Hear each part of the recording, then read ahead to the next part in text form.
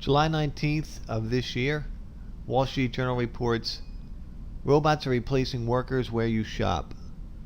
Walmart and other large retailers under pressure from Amazon to turn technology to do workers' meaning routine tasks. The purpose of this video is to examine how these trends in the retail market are affecting jobs for the service-based industry. One key idea here is that automation of service jobs is taking place. It is no secret to many of you that machines are replacing people to perform routine tasks.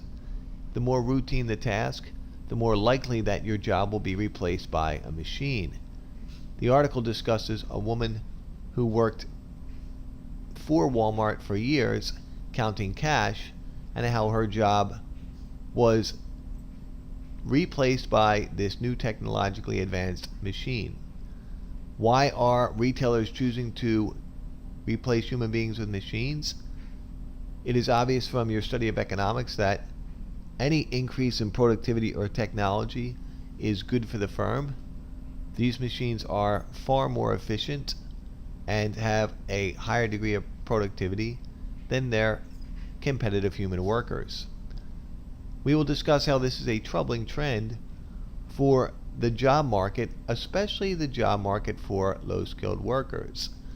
Low-skilled workers have suffered tremendously since the downturn of manufacturing approximately 2 decades ago, and this trend of machines replacing workers in the retail industry, this service-based industry, does not bode well for people with low skills. Let's examine the impact of these productivity and technological changes in the retail industry using the tools of supply and demand and the market for retail services.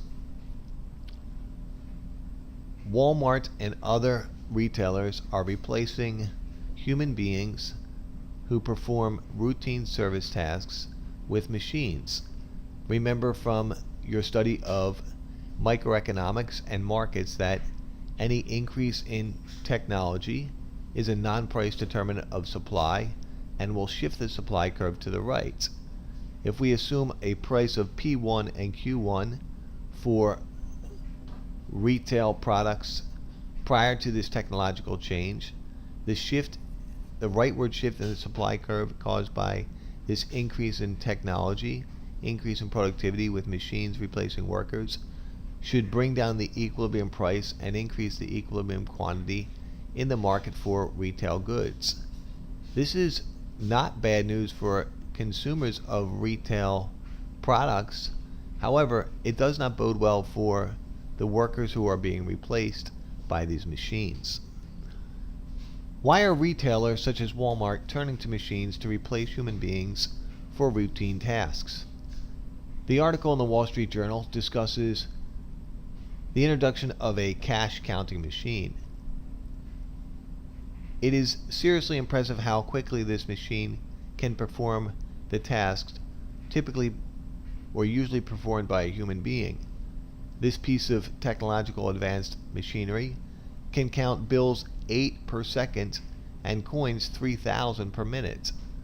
As impressive as these statistics seem, the technology creates efficiencies and productivity in areas you don't readily think about. For instance, the machine is able to digitally deposit the money into the bank. Why is this important? The quicker the money gets into the bank, the faster Walmart earns interest on the money.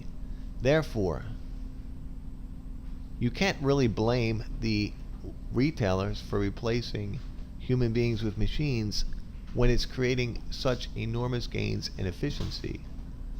Not only are the machines able to perform tasks better and create efficiencies, they actually are able to predict some retail trends and some accounting needs that human beings just aren't capable of performing. For instance, because the machine has software built into the system, it can predict the cash needs for Walmart. And cash does not actually earn Walmart any money, so the machines predict how much cash is necessary to run the business and will reduce the oversupply of cash. Finally, not this particular machine, but other machines such as the checkout machine can predict buying habits.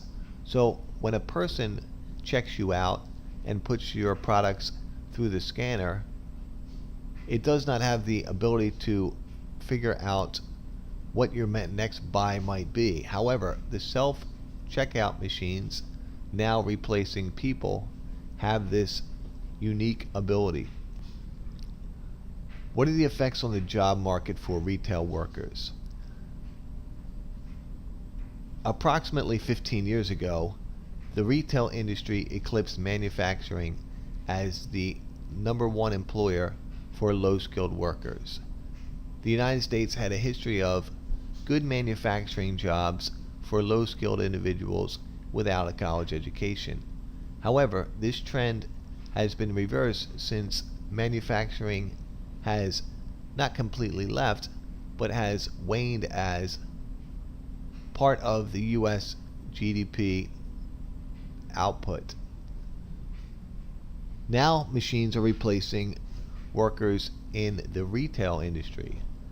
Obviously, this is a troubling trend because low-skilled workers were able to turn to retail when manufacturing jobs were no longer available. If there are limited opportunities for stable, good employment for low-skilled workers in retail, this may be a serious issue for the U.S. job market. Again, let's turn to the tools of supply and demand to explain what's happening here in the market for low-skilled workers.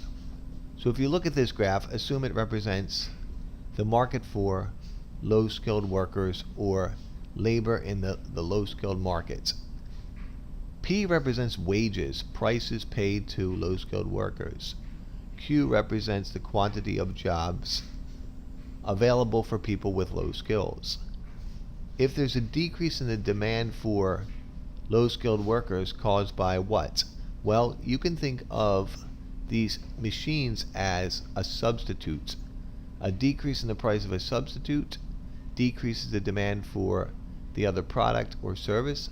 In this case, the decrease in the demand for low-skilled workers caused by a decrease in the price of machines decreases demand for these type of people working. The result, lower wages and fewer jobs available. A troubling trend. Where are you going to work when you finish school? Where are you going to work 5 years later? Where are low-skilled workers going to be working over the next 10 or 20 years? This chart, taken from the article, represents the occupational hazards of low-skilled workers losing their jobs to automation. Notice the red represents high risk.